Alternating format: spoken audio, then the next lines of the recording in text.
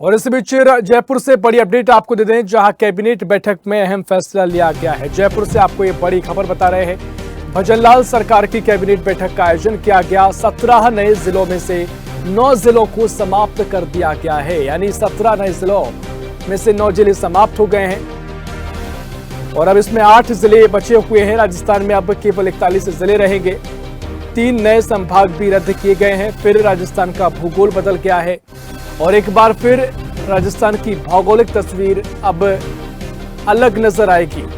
राजस्थान की भजनलाल कैबिनेट में बड़ा फैसला सामने आया है।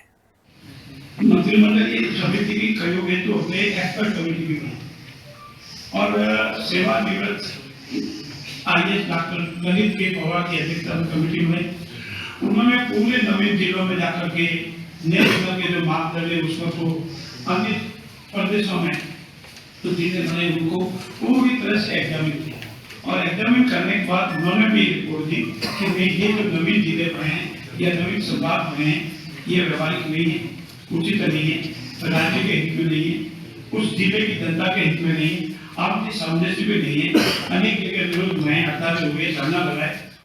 और इसी खबर पर और भी जानकारी लेंगे। जयपुर से हमारे सहयोगी राहुल शर्मा हमारे साथ और भी जानकारी के लिए फोन लाइन पर जुड़ गए हैं। राहुल, भजनलाल सरकार की कैबिनेट का बैठक का आयोजन किया गया और इस बैठक में महत्वपूर्ण फैसला लिया गया है। जो 17 नए जिले हैं उनमें 9 जिलों को समाप्त कर दिया गया है। क्या कुछ तस्वीर अब राजस्थान की भौगोलिक स्तर पर नजर आएगी और कितना बड़ा यह फैसला देखा जा रहा है?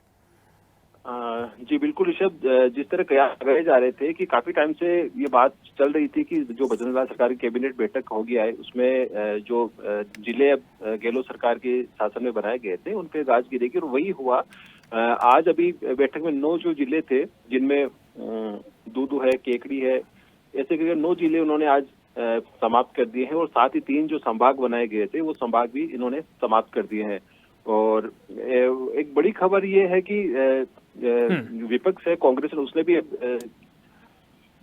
सरकार को घेरने की तैयारी कर ली है और उन्होंने कहा है कि हमने गहलोत सरकार ने जिस तरह इन जिलों का जो गठन किया था वो उनके मापदंड तय किए गए थे और ग्रामीणों की जो लोगों की जो सुविधाओं के लिए हमने नए जिलों का निर्माण करवाया था, लेकिन फिलहाल 9 जिले समाप्त कर दिए गए हैं और इन जिलों के लिए सरकार की ओर से कहा गया है कि इन जिलों की कोई आवश्यकता नहीं थी, फालतू में ये जिले बनाए गए, बेवजह लोगों को परेशान किया गया और फिलहाल 9 जिले समाप्त कर दिए, साथ में 3 संभाग भी इन्होंने निरस्त किए हैं। निश्चित तौर पर राहुल, देखिए अब जिस तरीके से आपने जिक्र किया और गहलोत सरकार का ऐलान था उसके बाद जब घोषणा की गई थी और तमाम तरीके से अब अगर जिलों को वापस समाप्त किया गया है, बीजेपी आरोप लगा सकते हैं कि चुनावी फायदा करने के लिए, लाभ लेने के लिए इस तरह की घोषणाएं कर दी जाती हैं, लेकिन कांग्रेस भी तमाम आरोप लगा सकती है क्योंकि जिस तरीके से जिलों को बनाने में, उनको समाप्त करने में जो धन की बड़ी हानि होती है, धन बेफिजूल खर्च होता है, तो इसको लेकर कितनी सियासत आगे गरमा सकती है?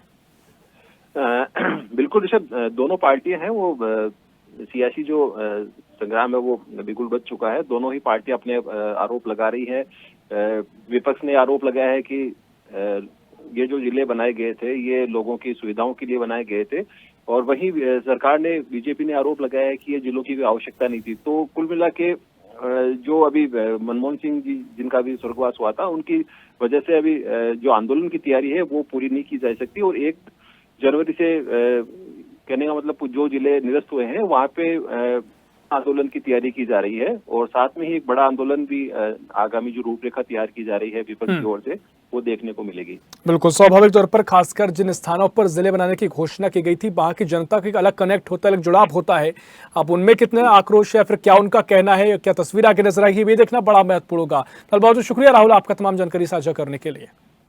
ऐसी ही खबरों के लिए हमें लाइक करें, शेयर करें, फॉलो करें और यूट्यूब पर सब्सक्राइब करें और बेल आइकन दबाना ना भूलें। साथ ही ताजा अपडेट्स के लिए हमारी वेबसाइट स्वदेशलाइव.com पर जरूर जाएं।